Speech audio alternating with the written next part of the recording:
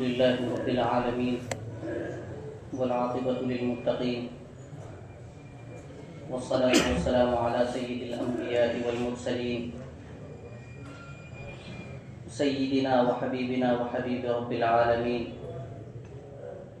محمد وعلى آله وأصحابه ومن هدى بهديه إلى يوم الدين. أما بعد فأعوذ بالله من الشيطان الرجيم. بسم الله الرحمن الرحيم. قل إنما أنا بشر مثلكم يوحى إلي أنما إلهكم إله واحد فمن كان يرجو لقاء ربه فليعمل عملا صالحا ولا يشرك بعبادة ربه أحدا. وقال النبي صلى الله عليه وسلم: من تعلم علما مما يبتغى به وجه الله عز وجل لا يتعلمه إلا ليصيب به عرضا من الدنيا لم يجد عرف الجنة يوم القيامة ريحها. وقال النبي صلى الله عليه وسلم: إنما الأعمال بالنيات وإنما لامرئ ما نوى، أو كما قال عليه الصلاة والسلام. میرے انتہائی واجب الاحترام قابل صد احترام بھائیوں، دوستوں، بزرگوں، اللہ سبحانہ و تقدس کا بے انتہا احسان اور کرم ہوا اور اس کا شکر ہوا کہ اللہ سبحانہ و تعالی نے ہم سب کو ایک جگہ جمع ہو کر بیٹھنے کی توفیق عطا فرمائی، اور مزید کرم یہ ہوا کہ اللہ سبحانہ و تعالی نے ہم سب کو دین کی بات سننے اور سنانے کی توفیق عطا فرمائی. دوستو، بزرگ، عزیزو، اللہ تبارک و تعالی نے قرآن کے اندر بہت سارے احکامات کو بیان کیا ہے، لیکن ایک حکم کو بڑی تاکید کے ساتھ میں اللہ تبارک و تعالی نے قرآن مجید کے اندر ارشاد فرمایا ہے، اور اس کی قرآن پاک کے اندر اور حدیث مبارکہ کے اندر بڑی تاکید فرمائی ہے، اور وہ حکم ہے اخلاص، کہ انسان جو بھی عمل کرے، انسان جو بھی دین کا کام کرے، تو اس کے اندر مقصود صرف اللہ کی رضا اور خوشنودی ہو. اس کی نیت یہ ہو کہ جو بھی میں دین کا کام کر رہا ہوں، جو بھی میں عمل کر رہا ہوں، یہ صرف اللہ کی رضا کے لیے کر رہا ہوں. اور انسان کو چاہیے کہ جو بھی عمل کرے اللہ کی رضا کے لیے کرے، کیونکہ اس کا بدلہ اللہ سبحانہ و تقدس ہی دینے والے ہیں. دنیا والے دین کے کام پر کیا بدلہ دیں گے؟ ان کی کوئی حیثیت نہیں، ان کی کوئی طاقت نہیں. دین اللہ کا ہے، تو ہم اگر دین کا کوئی بھی عمل کرے تو اس کے اندر ہماری نیت یہ ہو کہ میرا اللہ مجھ سے راضی ہو جائے. اس لیے نہیں کہ میں دین کا کام اس لیے کر رہا ہوں کہ لوگ مجھے دیندار کہیں گے، لوگ مجھے نمازی کہیں گے، لوگ مجھے حاجی کہیں گے، لوگ مجھے صف اول کا نمازی کہیں گے، لوگ مجھے قاری کہیں گے، لوگ مجھے عالم کہیں گے، لوگ مجھے حافظ صاحب کہیں گے. یہ غرض نہ ہو، بلکہ جو بھی میں کر رہا ہوں محض اللہ کی رضا کے لیے کر رہا ہوں. قرآن پاک کے اندر اللہ تبارک و تعالی نے ارشاد فرمایا: یا ایھا الذین آمنوا لا تبطلوا صدقاتکم بالمن والاذی كالذي ينفق ماله رئاء الناس ولا يؤمن بالله واليوم الآخر اے ایمان والو، تم احسان جتلا کر،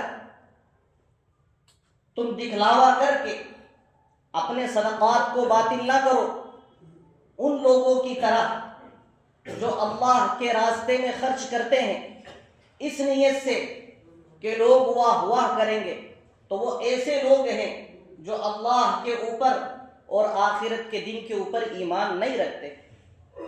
یعنی اللہ تبارک و تعالیٰ نے ارشاد فرمایا کہ وہ لوگ ہیں جو آخرت پر اور اللہ تبارک و تعالیٰ پر ایمان نہیں رکھتے۔ اگر یہ ایمان رکھتے تو اللہ تبارک و تعالیٰ کی رضا اور خوشنودی کے لیے خرچ کرتے۔ تو پتہ چلا ان کا اللہ کے راستے میں خرچ کرنا یہ دکھلاوے کے لیے تھا۔ تو ایسے لوگوں کے لیے اللہ تبارک و تعالیٰ نے بڑی وعید بیان فرمائی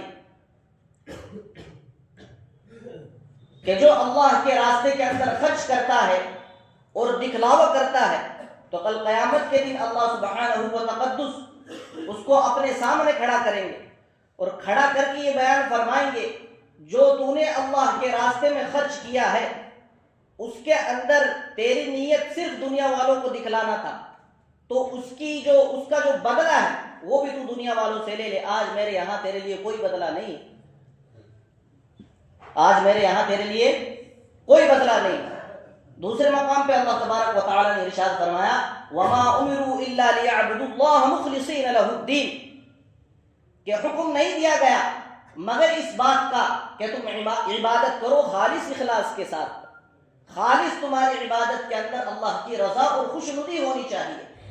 ایک مقام پہ اور ارشاد بیان فرمایا قُلْ إِنَّمَا أَنَا بَشَرٌ مِثْلُكُمْ يُوحَىٰ إِلَيَّ أَنَّمَا إِلَٰهُكُمْ إِلَٰهٌ وَاحِدٌ، کہ میں بھی تمہاری طرح ایک بشر ہوں، ایک انسان ہوں، فرق اتنا ہے کہ میرے اوپر وحی آتی ہے، میرے اوپر اللہ کا پیغام آتا ہے، وہ پیغام میں تمہارے تک پہنچاتا ہوں۔ فَلْيَعْمَلْ عَمَلًا صَالِحًا، تو چاہیے کہ تم نیک عمل کرو، تمہارے عمل کے اندر اخلاص ہو، للہیت ہو، خالص اللہ تبارک و تعالیٰ کی رضا اور خوشنودی مقصود ہو، دنیا کی کوئی غرض شامل نہ ہو۔ وَلَا يُشْرِكْ بِعِبَادَةِ رَبِّهِ أَحَدًا، اور تم اپنی عبادت میں کسی کو شریک نہ ٹھہراؤ، اور تم جو عبادت کرو خالص اللہ تبارک و تعالیٰ کی رضا اور خوشنودی کے لیے کرو۔ حدیث پاک کے اندر آتا ہے انما الاعمال بالنیات، کہ بے شک اعمال کا دار و مدار نیتوں پر ہے، کہ جو عمل کرتے ہیں تو اس عمل کرنے سے ہمارے دل کا ارادہ کیا ہے، ہماری نیت کیا ہے۔ اللہ تبارک و تعالیٰ ارادے اور نیت کے اوپر فیصلہ فرما دیتے ہیں کہ اس نے اس عمل سے کیا نیت کی ہے، آیا اس نے اچھی نیت کی ہے یا بری نیت کی ہے۔ اللہ تبارک و تعالیٰ تو فیصلہ کرنے والے ہیں۔ حدیث پاک کے اندر آتا ہے اللہ کے نبی جناب محمد رسول اللہ صلی اللہ علیہ وسلم نے ارشاد فرمایا ان اللہ لا ينظر الى صورکم واموالکم ولكن ينظر الى قلوبکم واعمالکم، کہ اللہ تبارک و تعالیٰ تمہاری صورتوں کو نہیں دیکھتے، تمہاری شکلوں کو نہیں دیکھتے، تمہارے چہرے کو نہیں دیکھتے، تمہاری مالداری کو نہیں دیکھتے، تمہاری دولت اور ثروت کو نہیں دیکھتے، ولكن ينظر الى قلوبکم واعمالکم، اللہ تبارک و تعالیٰ تو تمہارے دلوں کو دیکھتے ہیں، تمہارے دل کے اوپر جو خیالات چل رہے ہیں، تمہارے دل کے اندر جو وسوسے آتے ہیں، جو عمل تم کرتے ہو اس عمل سے تمہاری نیت کیا ہے، تمہارا مقصد کیا ہے، آیا اللہ تبارک و تعالیٰ کی رضامندی مقصود ہے یا دنیا والوں کی واہ واہ مقصود ہے۔ وَلَٰكِن يَنظُرُ إِلَىٰ قُلُوبِكُمْ وَأَعْمَالِكُمْ، بے شک اللہ تبارک و تعالیٰ تمہارے اعمال کو دیکھتے ہیں، تمہاری شکلوں کو نہیں دیکھتے ہیں کہ یہ خوبصورت ہے، یہ بدصورت ہے، یہ اعلیٰ حسب و نسب والا ہے، یہ ادنا حسب و نسب والا ہے، اس کی زبان عربی ہے، اس کی زبان عجمی ہے، یہ نہیں دیکھتے، بلکہ اللہ تبارک و تعالیٰ دلوں کو دیکھتے ہیں، اللہ تبارک و تعالیٰ اعمال کو دیکھتے ہیں کہ اعمال کے اندر کتنا اخلاص ہے۔ پہلے کے لوگ کہتے تھے کہ نیکی کر اور دریا میں ڈال، اور آج کے لوگ کہتے ہیں کہ نیکی کر اور واٹس ایپ پہ ڈال دے، نیکی کر اور ٹویٹر پہ ڈال دے، نیکی کر اور فیس بک پہ ڈال دے، مطلب سوشل میڈیا پہ ڈال دے جتنے بھی ہیں، تاکہ لوگ دیکھیں کہ ماشاءاللہ دین کا کام بہت کر رہا، لیکن اللہ کی رضا مقصود نہیں ہوتی اس کے اندر۔ ابو ہریرہ رضی اللہ تعالی عنہ ارشاد فرماتے ہیں کہ جناب محمد رسول اللہ صلی اللہ علیہ وسلم نے ارشاد فرمایا کہ قیامت کے دن اللہ سبحانہ و تقدس 3 لوگوں کے ذریعے جہنم کو دہکائیں گے. یعنی 3 لوگوں کو سب سے پہلے جہنم کے اندر ڈالا جائے گا. ان میں سے سب سے پہلا وہ شخص ہوگا کہ جو اللہ کے راستے میں لڑا اور شہید ہو گیا. اس نے اللہ کے دین کے لیے قربانی پیش کی. تو کل قیامت کے دن جب اللہ تبارک و تعالیٰ کے سامنے حاضری ہوگی اور اس کی پیشی ہوگی تو اللہ سبحانہ و تقدس اس کو سامنے کھڑا کر کے فرمائیں گے اور دنیا کے اندر اللہ تبارک و تعالیٰ نے اس کے اوپر جو نعمتیں کی تھی اس کو وہ یاد دلائیں گے اور وہ نعمتیں اس کو یاد آ جائیں گی اور وہ یہ کہے گا کہ اللہ تبارک و تعالیٰ تو نے دنیا میں رہتے ہوئے میرے اوپر یہ نعمت کی. تو اللہ تبارک و تعالیٰ پوچھیں گے تو نے میرے لیے کیا کیا. تو وہ شہید جو لڑتے لڑتے غزوے کے اندر شہید ہو گیا تو وہ یہ کہے گا کہ اللہ تبارک و تعالیٰ تو نے مجھے ایک جان دی تھی, میں نے اس کو تیرے راستے کے اندر لگا دی, میں لڑتے لڑتے شہید ہو گیا. تو اللہ تبارک و تعالیٰ کہے گا نہیں, تو نے اس لیے شہادت دی تاکہ لوگ دنیا والے تجھ کو بہادر کہیں, لوگ دنیا والے تجھ کو طاقتور کہیں, لوگ دنیا والے تجھ کو دلیر کہیں, لوگ تجھ کو مجاہد کہیں. تو نے اس لیے یہ کام کیا تھا. تو اللہ تبارک و تعالیٰ فرشتوں کو حکم دیں گے کہ اس کو منہ کے بل گھسیٹ کر جہنم کے اندر ڈال دو. دوسرا وہ شخص ہوگا جو بڑا مالدار ہوگا, بڑا سخی ہوگا, سونا چاندی نقدی مال تجارت اللہ کے راستے میں خرچ کیا کرتا تھا, خوب دیتا تھا, جیسے آیا ویسے دیتا تھا, خوب دیتا تھا. لیکن جب اللہ کے سامنے حاضری ہوگی تو اللہ سبحانہ و تقدس اس سے پوچھیں گے اور اس کو وہ نعمتیں یاد دلائیں گے جو دنیا میں اس کے اوپر کی تھی. تو اس کو یاد آ جائے گی. پھر اللہ سبحانہ و تقدس فرمائیں گے تو نے کیا کیا میرے لیے. تو کہا کہ اللہ تبارک و تعالیٰ تو نے مجھے مال دیا تھا, کافی سارا مال دیا تھا, میں نے غریبوں کی مدد کی, میں نے یتیموں کی مدد کی, میں نے لاچاروں کی مدد کی, میں نے بیواؤں کی مدد کی, میں نے دین کے کام میں جو نعمت تو نے دی تھی خوب خرچ کی.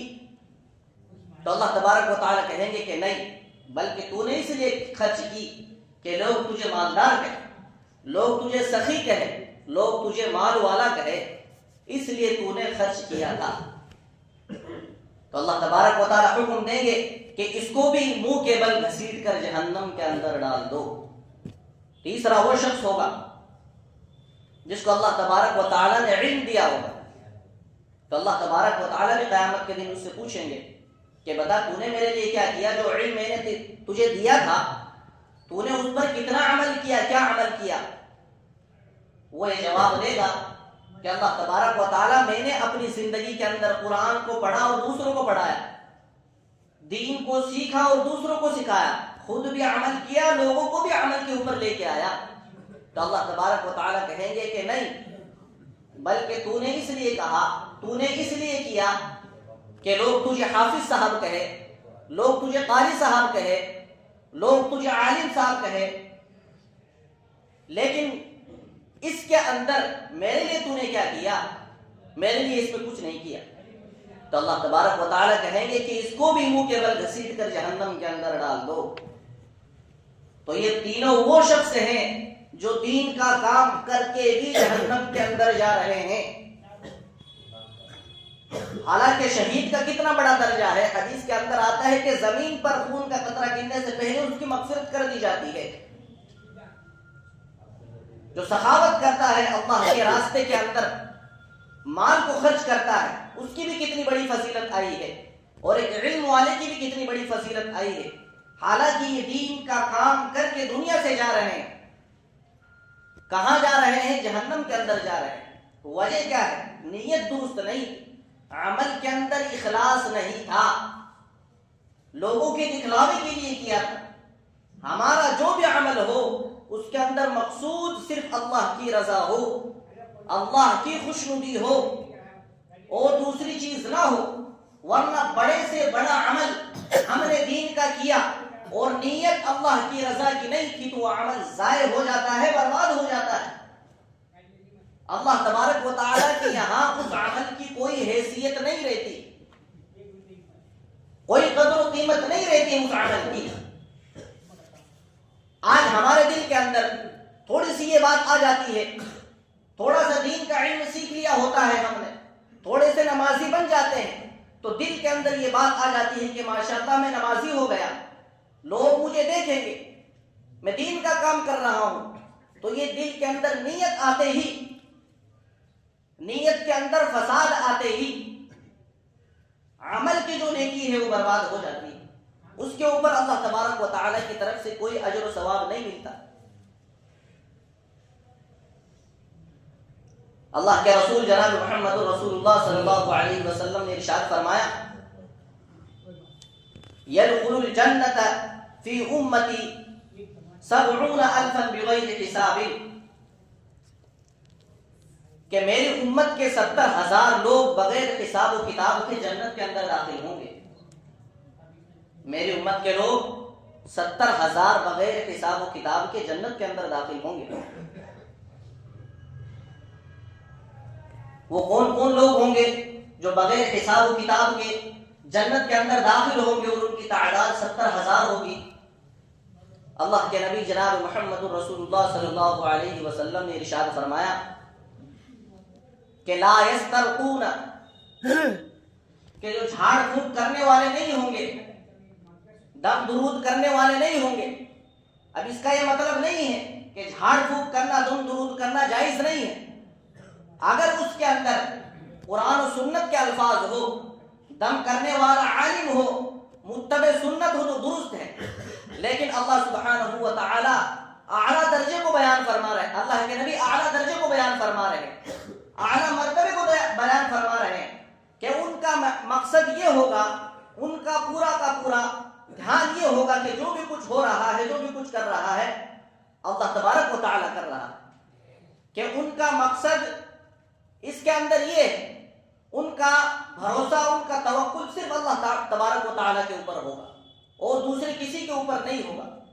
کہا کہ ان میں سے پہلا شخص تو یہ ہے کہ جو جھاڑ پھونک نہیں کرواتا ہوگا، اور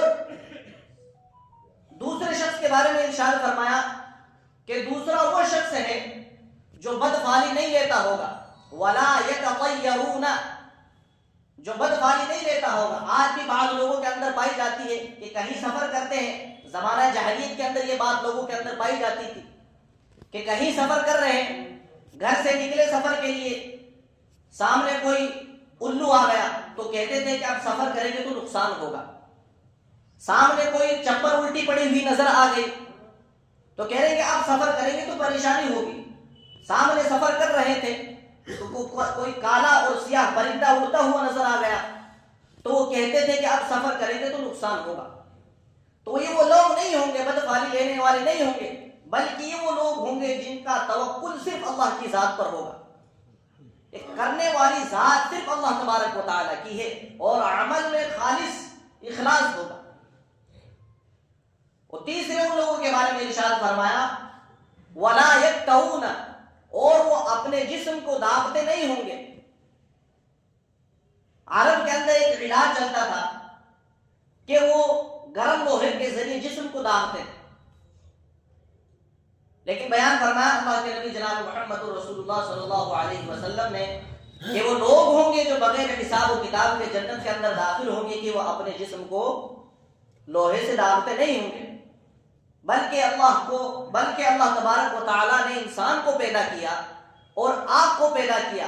اب آگ کے ذریعے کسی مخلوق کو سزا دینا یہ اللہ تبارک و تعالیٰ کا اختیار ہے، کسی انسان کا اختیار نہیں، بلکہ آگ کو بھی اللہ نے پیدا کیا اور مخلوق کو بھی اللہ نے پیدا کیا۔ اگر آگ کے ذریعے کسی مخلوق کو سزا دینا چاہے تو وہ صرف اختیار اللہ تبارک و تعالیٰ ہے۔ اور چوتھے لوگوں کے بارے میں ارشاد فرمایا وَعَلَىٰ رَبِّهِمْ يَتَوَكَّلُونَ، اور یہ وہ لوگ ہوں گے جو اپنے رب کے اوپر بھروسہ کرتے ہوں گے، اپنے رب کے اوپر ان کا یقین ہوگا کہ کرنے والی ذات صرف اللہ کی ہے۔ تو یہ چار طرح کی یہ وہ لوگ ہیں کہ جن کا یقین صرف اللہ تبارک و تعالیٰ کی ذات کے اوپر ہے، اور ان کے عمل میں خالص اخلاص ہو۔ عمل کے اندر وزن تب پیدا ہوتا ہے جب عمل کے اندر اخلاص ہوتا ہے، عمل مضبوط بن جاتا ہے جب کسی عمل کی بنیاد اخلاص کے اوپر ہو تو وہ عمل مضبوط بن جاتا ہے، ورنہ کتنا ہی بڑا بھاری عمل ہو، اگر اخلاص نہ ہو تو وہ عمل عقارت اور بیکار ہو جاتا ہے۔ جنگ تبوک کے موقع پر اللہ کے نبی جناب محمد رسول اللہ صلی اللہ علیہ وسلم نے ارشاد فرمایا، مال اکٹھا کرنے کا حکم دیا، تو حضرت عمر رضی اللہ تعالی عنہ دل کے اندر سوچنے لگے کہ آج تو میں ابو بکر سے آگے نکل جاؤں گا۔ جب گھر سے مال لے کر آئے اور اللہ کے نبی کے سامنے رکھ دیا تو اللہ کے نبی جناب محمد رسول اللہ صلی اللہ علیہ وسلم نے پوچھا، ابو بکر، عمر، کتنا چھوڑ کے آئے، کتنا لے کر آئے؟ تو فرمایا کہ اللہ کے نبی آدھا لے کر آیا ہوں اور آدھا چھوڑ کر آیا ہوں۔ نیت کیا تھی کہ آج ابو بکر سے آگے نکل جاؤں گا۔ جب حضرت ابو بکر صدیق رضی اللہ تعالی عنہ آئے مال لے کر اور اللہ کے نبی کی خدمت میں حاضر کر دیا تو اللہ کے نبی جناب محمد رسول اللہ صلی اللہ علیہ وسلم نے ارشاد فرمایا کہ ابو بکر کیا چھوڑ کر آئے ہو؟ ابو بکر صدیق رضی اللہ تعالی عنہ نے بیان فرمایا، ابقیت لهم اللہ ورسولہ، کہ اللہ اور اللہ کے رسول کے نام کو چھوڑ کر آیا ہوں اور اس کے علاوہ کسی کو نہیں چھوڑ کر آیا ہوں۔ تو اس وقت حضرت عمر رضی اللہ تعالی عنہ نے کہا، لا اسبقہ الی شیء ابدا، کہ میں ابو بکر سے کسی چیز میں بھی آگے نہیں نکل سکتا۔ تو اللہ تبارک و تعالی نے ان کو وہ مقام و مرتبہ عطا فرمایا، کیوں؟ اس لیے کہ ان کا توکل اللہ کے اوپر تھا اور ان کے عمل کے اندر اخلاص تھا، تو اللہ تبارک و تعالی نے ان کو وہ مقام اور مرتبہ عطا فرما دیا۔ کیوں؟ اس لیے کہ خالص ان کا جو عمل ہوتا تھا، خالص ان کی جو عبادت ہوتی تھی، اس کے اندر صرف مقصود اللہ تبارک و تعالی کی رضا اور خوشنودی ہوتی تھی، دنیا کی کوئی غرض مقصود نہیں ہوتی تھی۔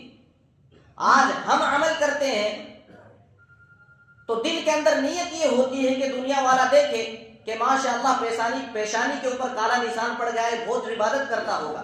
اگر کوئی سامنے تعریف کر دے تو دل کے اندر تھوڑی سی کیفیت پیدا ہو جاتی ہے۔ کیوں؟ اس لیے کہ ہمارا عمل جو ہے اس کے اندر اللہ تبارک و تعالی کی رضا مقصود نہیں ہوتی۔ لیکن ہمارے اسلاف اور بزرگان دین اور صحابہ کرام کے جو اعمال ہوتے تھے اور ان کی عبادتیں جو ہوتی تھی وہ خالص اللہ تبارک و تعالی کی رضا اور خوشنودی کے لیے ہوتی تھی، دنیا کے نام و نمود کے لیے نہیں ہوتی تھی، دنیا کی شہرت کے لیے نہیں ہوتی تھی، بلکہ میرا اللہ میرے عمل سے مجھ سے راضی ہو جائے، بلکہ یہی مقصد ہوتا تھا ان کا، اور دنیا کی کوئی غرض مقصود نہیں ہوتی تھی۔ جب ہمارے عمل کے اندر اخلاص ہوتا ہے، ہماری عبادت اور الہیت کے اندر اخلاص ہوتا ہے، تو اللہ تبارک و تعالیٰ تو بڑا قدردان ہے، بڑی قدردانی کرنے والے ہیں، وہ تو بڑا نوازنے والا ہے۔ ہم عبادت کرتے ہیں، ہم عمل کرتے ہیں، وہ اس سے بڑھ کر ہمیں نوازتا ہے۔ حضرت جابر رضی اللہ تعالیٰ عنہ بیان فرماتے ہیں کہ ایک مرتبہ ہم غزوے کے اندر گئے اور ہمارے غزوے کے جو امیر تھے حضرت ابو عبیدہ رضی اللہ تعالیٰ عنہ تھے، تو ہم غزوے میں چلتے رہے یہاں تک کہ ہمارا کھانا پینا ختم ہو گیا، جو توشہ تھا ہمارے پاس میں وہ ختم ہو گیا، اب ہمارے پاس میں کھانے پینے کے لیے کچھ بچا نہیں۔ تو حضرت ابو عبیدہ رضی اللہ تعالی عنہ نے اعلان فرمایا، صحابہ کو حکم دیا کہ جو بھی جس کے پاس بھی جتنا ہو کچھ بھی ہو وہ لا کر یہاں جمع کر دے۔ تو حضرت جابر رضی اللہ تعالی عنہ بیان فرماتے ہیں کہ جس کے پاس میں جو بھی کچھ تھا وہ ایک دسترخوان پر لا کر ہم نے جمع کر دیا، سب نے جمع کر دیا، تو اتنا جمع ہو گیا کہ 2 ٹوکرے کھجور کے بھر گئے۔ اب ہم جہاد کرتے رہے لڑتے رہے اور ہمیں روزانہ ایک کھجور ملتی تھی۔ تو راوی بیان کرتے ہیں، جابر رضی اللہ تعالیٰ عنہ سے معلوم کرتے ہیں کہ ایک کھجور سے تمہارا کیسے گزارا ہوتا تھا؟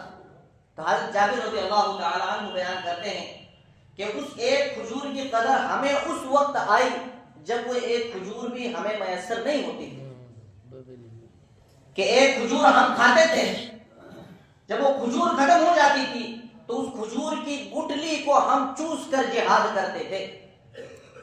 آج ہم مرغن غذا کھا کر بڑے اور چھوٹے کا گوشت کھا کر، ہمارے اپنے دسترخوان سجا کر فرض نماز ہم سے نہیں پڑھی جاتی، فرض نماز ہم سے پڑھی نہیں جاتی۔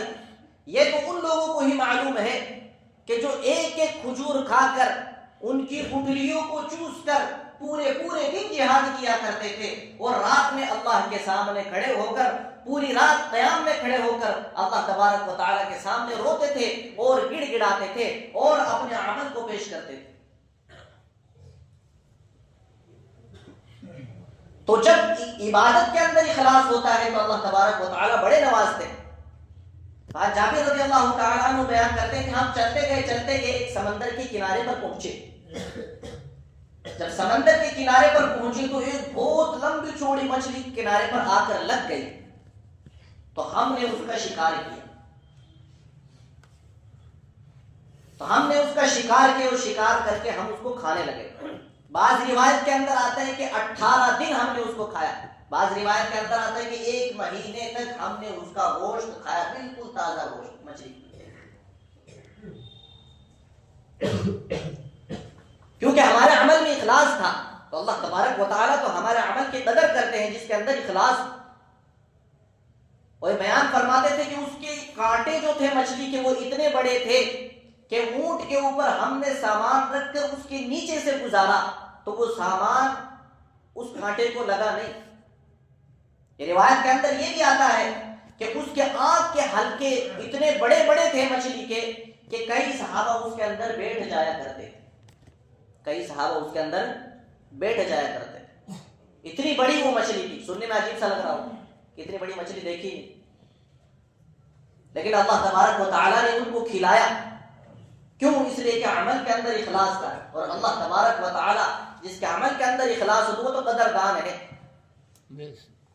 وہ تو قدر کرنے والے ہیں۔ تو ہمارے عمل سے بڑھ کر اللہ تبارک و تعالیٰ ہمیں دیتا ہے، بشرطے کہ ہمارے عمل کے اندر اخلاص ہو۔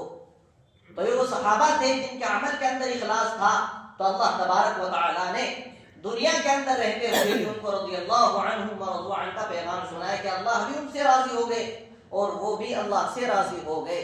اللہ نے دنیا کے اندر رہتے ہوئے ان کو جنت کی بشارت دے دی۔ تو کہنے کا مقصد یہی ہے کہ دوستو بزرگ و عزیزو، عمل کے اندر اخلاص مطلوب ہے۔ کل قیامت کے دن عرش کا سایہ اللہ تبارک و تعالیٰ عطا فرمائیں گے 7 لوگوں کو، ان میں سے ایک شخص وہ بھی ہوگا کہ جس نے صدقہ کیا ہوگا چھپ کر، دائیں ہاتھ سے تو بائیں ہاتھ کو پتہ بھی نہیں چلا ہوگا، یعنی اس کے عمل کے اندر اخلاص ہوگا۔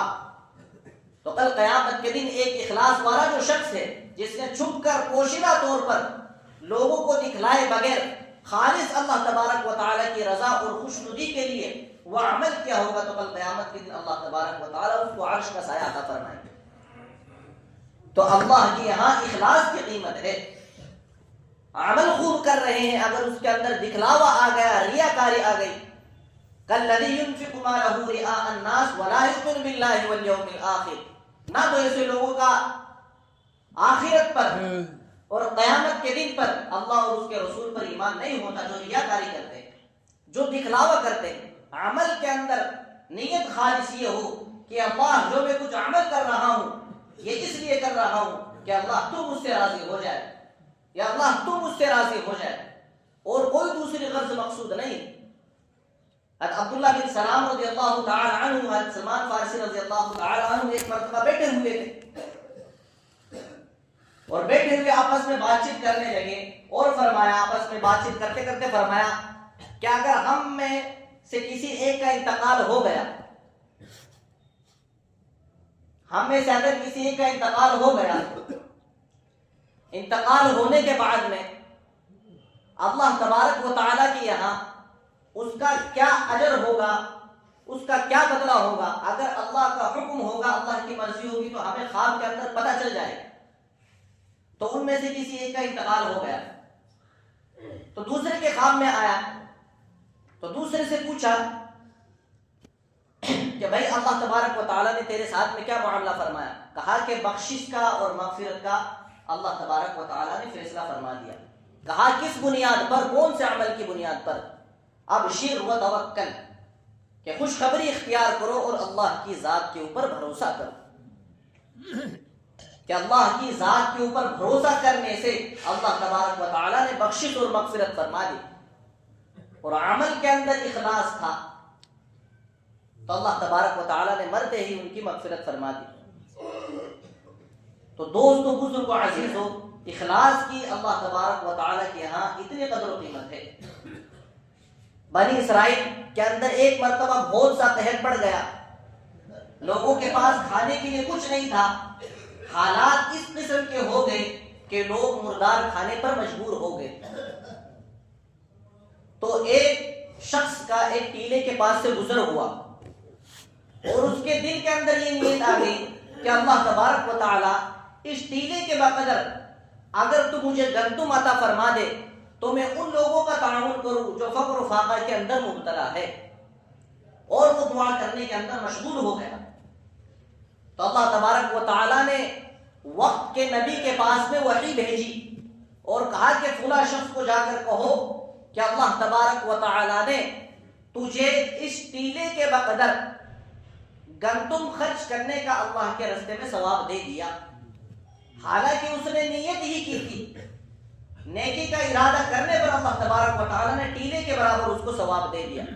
کیوں؟ اس لیے کہ اس کا مقصد یہ تھا کہ جو فقر و فاقہ کے اندر مبتلا ہے، میں یہ گندم اگر میرے پاس اتنی موجود ہوتی تو میں ان کو دے دیتا، یہ اس کی نیت تھی۔ تو نیت کرنے پر اللہ تبارک و تعالیٰ نے اس کو اتنا اجر و ثواب دے دیا۔ نیت کے اندر اگر بگاڑ آ گیا تو بڑے سے بڑا عمل فاسد ہو جاتا ہے۔ اس لیے اللہ کے نبی جناب محمد رسول اللہ صلی اللہ علیہ وسلم نے ارشاد فرمایا، انما الاعمال بالنیات، اعمال کا دار و مدار صرف نیتوں کے اوپر ہے۔ نیت درست ہے تو عمل اللہ تبارک و تعالیٰ کے لیے خالص ہوگا، اور اگر نیت درست نہیں ہے، دکھلاوے کی نیت ہے، ریاکاری کی نیت ہے، شہرت کی نیت ہے، نام و نمود کی نیت ہے، تو اللہ تبارک و تعالیٰ اس عمل کے اوپر ثواب عطا نہیں فرمائیں گے، بلکہ قیامت کے دن کھڑے ہو کر یہی فرمائیں گے کہ جس کے لیے یہ عمل کیا تھا اس سے وہ بدلہ جا کر لے لو۔ اللہ کے نبی جناب محمد رسول اللہ صلی اللہ علیہ وسلم نے ارشاد فرمایا، میں اپنی امت پر ایک گناہ کے بارے میں ڈرتا ہوں کہ میری امت اس گناہ کے اندر مبتلا نہ ہو جائے۔ تو صحابہ کرام رضوان اللہ تعالی علیہم اجمعین نے ارشاد فرمایا کہ اللہ کے نبی وہ گناہ کون سا ہے؟ فرمایا شرک اصغر، یعنی ریاکاری کے لیے عمل کرنا، دکھلاوے کے لیے عمل کرنا، یہ ہے شرک اصغر۔ تو دوستو، بزرگ و عزیزو، اخلاص ضروری ہے۔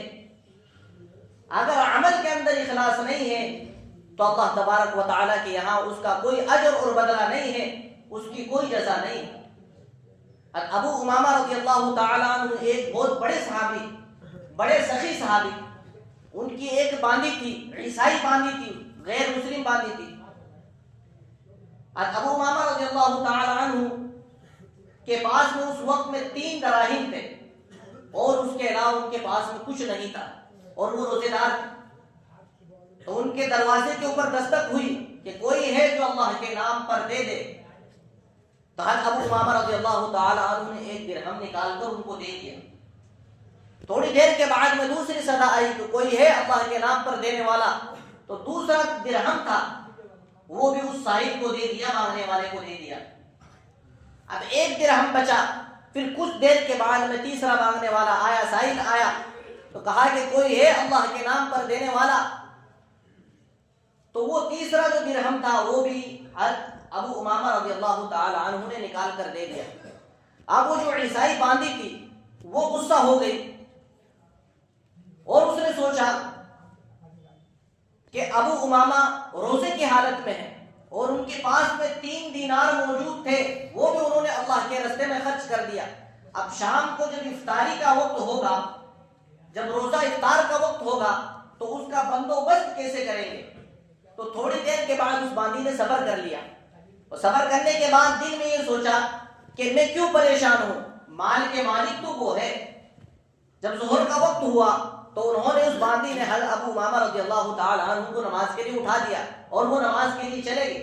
اب باندی نے سوچا گھر کے اندر کچھ موجود نہیں ہے، تو اس نے کہیں سے قرض لا کر افطاری کا انتظام کیا اور چراغ کے اندر تیل بھی نہیں تھا تو کہیں سے قرض لے کر اس چراغ کے تیل کا انتظام کیا.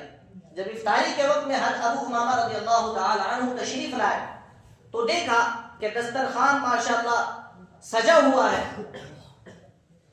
اور چراغ بھی جل رہا ہے. تو انہوں نے یہ سوچا کہ کہیں سے اللہ تبارک و تعالیٰ نے مدد بھیج دی ہوگی تو وہ افطار کرنے لگے. تو اتنے میں ان کی جو باندھی تھی وہ جس بستر پر سویا کرتے تھے اس بستر کے پاس میں گئی اور اس کو درست کرنے لگی اور اس بستر کو اٹھا کر دیکھا تو اس بستر کے نیچے 300 دینار رکھے ہوئے تھے. دینار سونے کی سکوں کے کہتے ہیں تو 300 دینار ان کے بستر کے نیچے رکھے ہوئے تھے. تو وہ آ کر حضرت ابو امامہ رضی اللہ تعالی عنہ سے کہنے لگی کہ آپ کے بستر کے نیچے 300 دنانیر رکھے ہوئے ہیں, آپ نے مجھے بتایا نہیں کہ کوئی اتنے دنانیر بستر کے نیچے تھوڑی رکھتا ہے کہ کوئی آ کر ان کو لے جائے گا, کوئی ان کو نقصان پہنچا دے گا. تو انہوں نے کہا کہ اللہ کی قسم میں نے ایک دراہم بھی, ایک دینار بھی بستر کے نیچے نہیں رکھا تھا. اسی وقت میں وہ عیسائی جو باندھی تھی وہ گلے کے اندر ایک زنار ہوتا ہے جس کے اوپر سلیب کی فوٹو لگی ہوئی ہوتی, اس کو توڑ دیا. بعض لوگ گلے کے اندر پہنتے, بعض لوگ ہاتھ کے اندر پہنتے اور بعض لوگ کمر میں باندھتے. اس نے فوراً اس کو توڑ دیا اور فوراً کلمہ پڑھ کر مسلمان ہو گئی. کلمہ پڑھ کر مسلمان ہو گئی. تو اس باندھی نے یہ کہا کہ جب انہوں نے 3 دینار خرچ کیے تو اللہ تبارک و تعالی نے اس کو 300 دنانیر کے ذریعے ان کی مدد کی. تو وہ اللہ تو بہت عطا کرنے والا ہے, اللہ تو بہت قدردان ہے, اللہ تو عبادت سے زیادہ نواز دیتا ہے. تو فوراً کلمہ پڑھ کر مسلمان ہو گئی. تو یہ وہ لوگ تھے جو اپنے عمل سے, اپنے اخلاص سے اللہ تبارک و تعالیٰ کے سامنے عبادت کیا کرتے تھے تو اللہ تبارک و تعالیٰ ان کی مدد کر دیا کرتے تھے. اللہ تبارک و تعالیٰ ان کی غیبی نصرت مدد کر دیا کرتے تھے, غیبی نصرت کر دیا کرتے تھے. وہ بھی تو ہماری ہی طرح انسان تھے, ہم بھی ان کی طرح انسان, لیکن ہماری عبادت کے اندر اخلاص نہیں ہے. ہماری عبادت کے اندر اللہ کی رضا مقصود نہیں ہوتی ہے. اس لیے اللہ تبارک و تعالیٰ کی مدد اور نصرت ہمارے ساتھ شامل حال نہیں. دوستو, بزرگ و عزیزو, ہر وہ عمل جو اللہ کی رضا اور خوشنودی کے لیے ہوگا اللہ تبارک و تعالیٰ اس کی قدردانی کرے اور اس کو اس عمل سے بڑھ کر اللہ تبارک و تعالیٰ عطا فرمائیں گے. اللہ کے یہاں اخلاص والا عمل بڑی قدر و قیمت رکھتا ہے. اللہ تو دینے والے ہیں, اللہ تو نوازنے والے ہیں, اللہ تو عطا کرنے والے ہیں. اللہ تبارک و تعالیٰ تو بندے کو دینے والے ہیں. جب اللہ تبارک و تعالیٰ بندے سے ناراض ہوتے ہیں تو اس کا لقمہ نہیں چھینتے. اللہ تبارک و تعالیٰ تو خنزیر کو بھی لقمہ دے رہا ہے, اللہ تبارک و تعالیٰ تو کتے کو بھی لقمہ دے رہا ہے. تو وہ اشرف المخلوقات انسان اس کو کیوں نہیں رزق دے گا؟ اس نے تو وعدہ کیا ہے وَمَا مِن دَابَّةٍ فِي الْأَرْضِ إِلَّا عَلَى اللَّهِ رِزْقُهَا, کہ روئے زمین کے اوپر بسنے والی جتنی بھی مخلوق ہے, چاہے چلنے والی ہو, چاہے رینگنے والی ہو, چاہے دوڑنے والی ہو, چاہے چرندے ہو, چاہے پرندے ہو, چاہے درندے ہو, ہر ایک کو وہ رزق پہنچا کر رہے گا. یہ رزق کا وعدہ تو اللہ تبارک و تعالیٰ نے کیا ہے. جب اللہ تبارک و تعالیٰ ناراض ہوتے ہیں تو رزق نہیں چھینتے بلکہ عبادت کی توفیق کو سلب کر لیتے ہیں, ختم کر دیتے ہیں. جب عبادت کی توفیق نہیں ملتی, یہ نہیں ہو کہ جو انسان گناہ کرتا ہے تو اللہ تبارک و تعالیٰ کی طرف سے فوراً اس کے اوپر عذاب آ جاتا ہے. ایسا نہیں ہے, بلکہ اللہ تبارک و تعالیٰ عبادت کی توفیق اس سے چھین لیتے ہیں اور اس کو عبادت کی توفیق چھیننا, دعا کی توفیق کا چھین لینا, یہ بھی اس کے لیے ایک عذاب ہے. عبادت کی توفیق نہیں ملتی, دعا کی توفیق نہیں ملتی, نمازوں کی توفیق نہیں ملتی تو یہ بھی اللہ تبارک و تعالیٰ کی طرف سے اس کے لیے ایک سزا ہوتی ہے. تو عمل بات چل رہی تھی اخلاص کی کہ ہر عمل کے اندر اللہ کی رضا اور خوشنودی مقصود ہے. ثابت بنانی رضی اللہ تعالی عنہ ایک مرتبہ گزر رہے تھے راستے سے تو کسی نے کہا یہ وہی شخص ہے جو رات بھر اللہ کی عبادت کیا کرتا تھا, رات بھر اللہ کی عبادت کیا کرتا تھا, تو گھر کے اندر گئے اور جانے کے بعد میں رونے لگے کہ اللہ میں تو تھوڑی دیر تیری عبادت کرتا ہوں، لیکن تو نے تو لوگوں کی زبان کے اوپر جاری فرما دیا کہ یہ تو وہ لوگ ہیں جو پوری رات عبادت کیا کرتا تھا، تھوڑی سی تو عبادت کیا کرتا ہوں، لیکن تو خالق ہے، تو مالک ہے، تو مخلوق کی زبان سے بھی کہلوا دیتا ہے کہ یہ ایسا شخص ہے جو رات قیام کرتا ہے، رات تیرے سامنے رویا کرتا ہے۔ رونے لگے کہ میرا جو عمل ہے وہ لوگوں کے سامنے ظاہر نہ ہو جائے، لوگ یہ نہ کہیں کہ ماشاءاللہ بڑا نمازی ہے، بڑا دیندار ہے۔ وہ ان چیزوں سے ڈرا کرتے تھے کہ مخلوق میرے عمل کے اوپر مطلع نہ ہو جائے۔ حضرت عبداللہ بن مبارک رحمت اللہ علیہ کے حالات کے اندر لکھا ہوا ہے، ایک مرتبہ جہاد کر رہے تھے اور ان کا ایک ساتھی تھا، پورے دن جہاد کرتے رہے، جب رات کا وقت آیا تب وہ آرام کرنے لگے تو ان کے ساتھی یہ بیان فرماتے ہیں کہ میں بھی یوں لیٹ گیا اور میں سویا نہیں، میں یہ دیکھتا رہا کہ حضرت عبداللہ بن مبارک رحمت اللہ علیہ کا عمل کیا ہے کہ وہ پورے دن بھر اللہ کے راستے میں جہاد کیا کرتے۔ تو میں نے اپنی ایسی حیت بنا لی، اپنی ایسی صورت بنا لی گویا کہ میں سو رہا ہوں۔ تو میں کیا دیکھتا ہوں کہ حضرت عبداللہ بن مبارک رحمت اللہ علیہ کھڑے ہو گئے اور نوافل کی نیت باندھ لی اور پوری رات نوافل پڑھتے رہے حتیٰ کہ فجر کی اذان ہو گئی۔ جب فجر کی اذان ہوئی وہ میرے قریب آئے اور قریب آ کر مجھ کو جگانے لگے، تو میں ایسے اٹھ گیا جیسا کہ گویا کہ میں سویا ہوا تھا۔ تو مجھ سے پوچھنے لگے کیا سو رہے تھے؟ تو میں نے سچ کہا کہ میں سو نہیں رہا تھا، بلکہ میں یہ دیکھ رہا تھا کہ آپ کا رات بھر کا کون سا عمل اللہ تبارک و تعالیٰ کو محبوب ہے کہ جس کی وجہ سے آپ پورے دن اللہ کے راستے میں جہاد کرتے ہو۔ تو ان کی پیشانی کے اوپر بل آ گیا عبداللہ بن مبارک کہ یہ میرے عمل پر کیسے مطلع ہو گیا۔ تو یہ وہ لوگ تھے جو اپنے عمل کو مخلوق کے سامنے ظاہر نہیں کیا کرتے تھے۔ تو یہ بیان فرماتے ہیں، وہ ساتھ والے بیان فرماتے ہیں کہ اگلے دن سے انہوں نے میرے ساتھ میں خندہ پیشانی کے ساتھ میں بات نہیں کی، بات تو کرتے تھے لیکن جیسے پہلے کرتے تھے ویسے نہیں کی۔ کیوں؟ اس لیے کہ وہ شخص میرے عمل کے اوپر مطلع ہو گیا، کیونکہ میں نے عمل تو صرف اللہ کی رضا کے لیے کیا تھا کہ اللہ میں نے جو یہ عمل کیا تھا وہ تو تیری رضا کے لیے کیا تھا، بندے کو دکھلانے کے لیے نہیں کیا تھا۔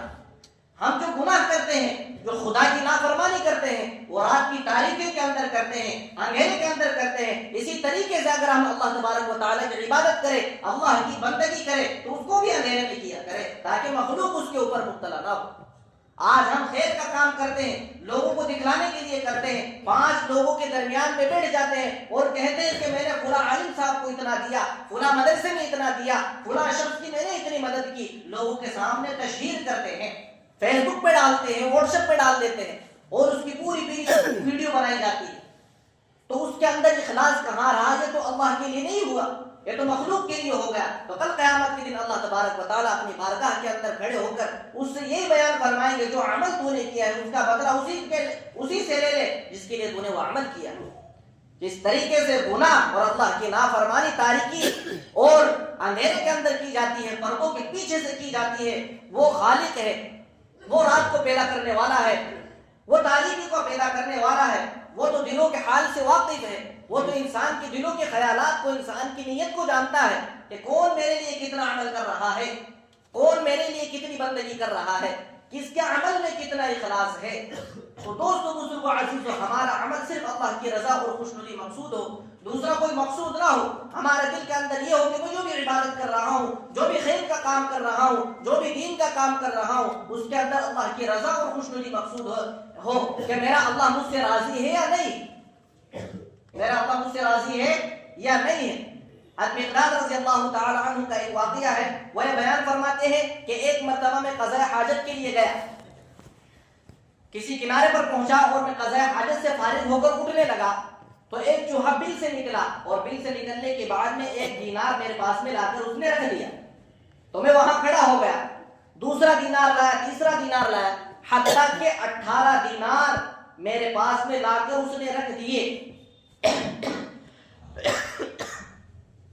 اور آخر میں وہ تھیلی جس کے اندر دینار تھے وہ تھیلی بھی وہ لا کے میرے سامنے رکھ دی اور میں نے اس تھیلی کو کھولا تو دیکھا کہ اس کے اندر 1 دینار، تو گویا کہ پورے مکمل ملا کے 19 دینار ہو گئے۔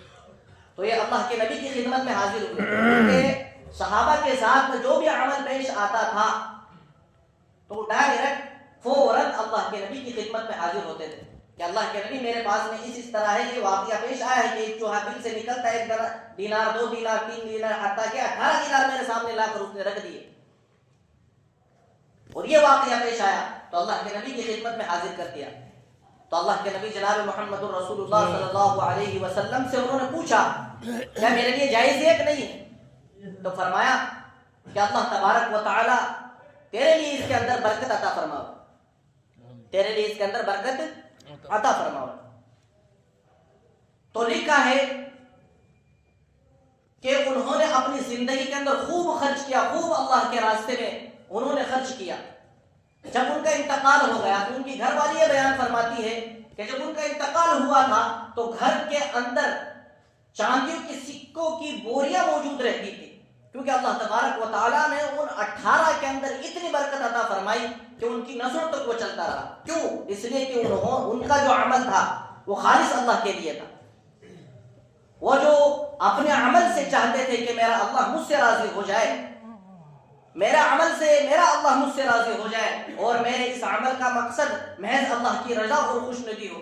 ہمیں بھی یہ چاہیے کہ جو بھی اللہ کی عبادت کرے، اللہ کی بندگی کرے، اور دین کا اور خیر کا جو بھی کام کرے اس کے اندر اللہ تبارک و تعالیٰ کی رضا اور خوشنودی مقصود ہو۔ دنیا والے دین کے کام کی کوئی قیمت نہیں لگا سکتے، اس کا بدلہ تو صرف اللہ تبارک و تعالیٰ دینے والے ہیں، دنیا والوں کی کوئی حیثیت نہیں ہے۔ اس لیے ہمیں جو بھی دین کا کام کرنا ہے، جو بھی خیر کا کام کرنا ہے، اس کے اندر وما اسألکم علیہ من اجر، جو بھی نبی آئے، جو بھی انبیاء دنیا کے اندر تشریف لائے، انہوں نے تو یہی کہا تھا وما اسألکم علیہ من اجر ان اجری الا علی اللہ، کہ میں اس دین کے کام پر کسی سے کوئی اجرت طلب نہیں کرتا، میری اجرت تو اللہ تبارک و تعالیٰ کے ذمہ ہے، میرے کام کی جو اجرت دیں گے وہ اللہ تبارک و تعالیٰ دیں گے۔ اس لیے جو بھی ہم دین کا کام کریں خالص اللہ کی رضا اور خوشنودی مقصود ہو، دنیا کی کوئی غرض، دنیا کی کوئی واہوائی ہمیں مقصود نہ ہو۔ اس لیے میرے دوستو بزرگو عزیزو، کھڑے ہو کر اللہ کے لیے بتائیں کہ ہمیں یہ جو کام کرنا ہے اللہ تبارک و تعالیٰ کی رضا اور خوشنودی کے لیے کرنا ہے۔ تو دوستو بزرگو عزیزو، اپنے اپنے نام کا اظہار کریں اور کھڑے ہو کر پیش کریں کہ یہ جو بھی کام کروں گا، جو بھی نام لکھاؤں گا، صرف اللہ کی رضا اور خوشنودی کے لیے لکھاؤں گا، اور دوسری اس کے اندر کوئی غرض مقصود نہیں ہے۔ تو بتائیں دوستو بزرگو عزیزو، 4 مہینے کے لیے بتاؤ بتاؤ